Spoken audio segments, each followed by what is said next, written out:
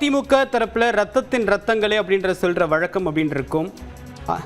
இப்ப தோழர்களே அப்படின்றதோடைய தன்னுடைய தொண்டர்களை அடையாளப்படுத்தியிருக்காரு விஜய். இது தொடர்பாக தன்னுடைய கருத்துக்களை பகிர்ந்து கொள்வதற்காக பத்திரிகையாளர் திரு ஷபீர் இணைகிறார்.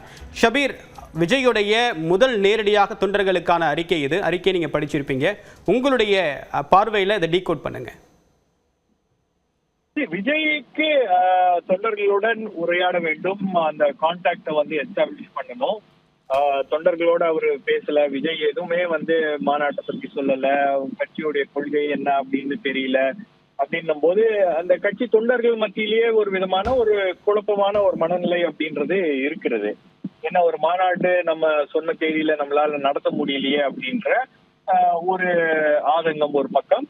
ரெண்டாவது, தலைவர்கிட்ட இருந்து எந்த விஷயமும் நமக்கு இது வரைக்கும் வரல அப்படின்ற ஒரு ஆதங்கமும் தொண்டர்கள் மத்தியில இருக்கு. ஏன்னா நீங்க பல ஸ்போக்ஸ் பர்சன்ஸ் விஜயுடைய கட்சி சார்பாக ஊடகங்கள்ல பேசுறாங்க. அவங்களுக்கு என்ன லைன் எடுக்கிறது பல விஷயங்கள்ல அப்படின்ற ஒரு குழப்பம் என்பது இருக்கிறது. இந்த மாநாடு ஏன் குறித்த நேரத்துல நம்மளால நடத்த முடியல அப்படின்ற அந்த கேள்விகளும் அவங்க இதுல இருக்கு. ஏன்னா அவங்களுக்கு டைரக்டா அவங்க லீடர்கிட்ட இருந்து ஒரு விஷயமும் அவங்க கேள்விப்படல. எல்லாமே ஊடகங்கள்ல வருகின்ற செய்திகளாகவே தான் இருக்கிறது. அப்படின்னும் போது தொண்டர்கள் கிட்ட ஒரு சோர்வு மனநிலை இருக்கிறதா அப்படின்ற ஒரு ஐயம் என்பது தற்போது ஏற்பட்டிருக்கிறது. ஆகவேதான் அந்த தொண்டர்களை உற்சாகப்படுத்த, அதே போல தொண்டர்களை தயார்படுத்துவதற்கும் விஜய் டைரக்டா தொண்டர்கள்ட்ட பேசணும், அறிக்கைகளின் வாயிலாக பேசலாம் அப்படின்ற ஒரு முயற்சி என்பது எடுக்கப்பட்டிருக்கு. ஏன்னா இது எல்லா அரசியல் கட்சி தலைவர்களும் செய்வதுதான்.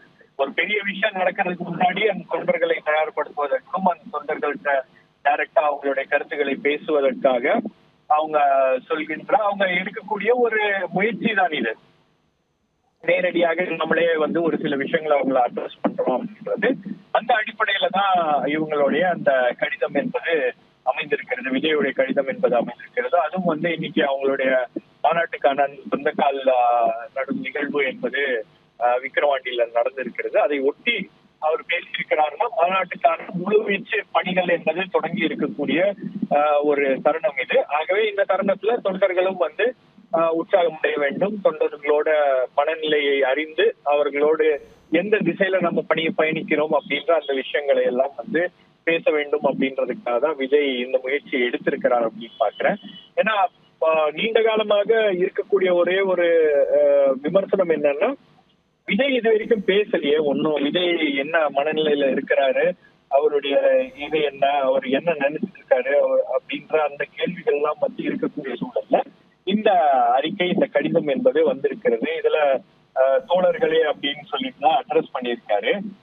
சோ கிட்டத்தட்ட உங்களுக்கு தோழர்களே அப்படின்ற ஒரு வார்த்தை அப்படின்றது அரசியல் ரீதியாக ஒரு நெருக்கத்தை ஏற்படுத்துகின்ற ஒரு வார்த்தையாக இருக்கிறது. அது பொதுவாக கம்யூனிஸ்ட் கட்சி தோழர்கள் அதை பயன்படுத்துவார்கள். அதே போல திராவிட கழகங்களையும் தோழர்களே அப்படின்ற அந்த அந்த மொழிதான் பயன்படுத்தப்படும் அப்படின்னும் போது அதையே அவரும் பயன்படுத்துகிறார் அப்படின்றத நம்மளால பார்க்கலாம். உங்களுடைய கருத்துக்களுக்கு மிக்க நன்றி திரு ஷபீர். அடுத்ததாக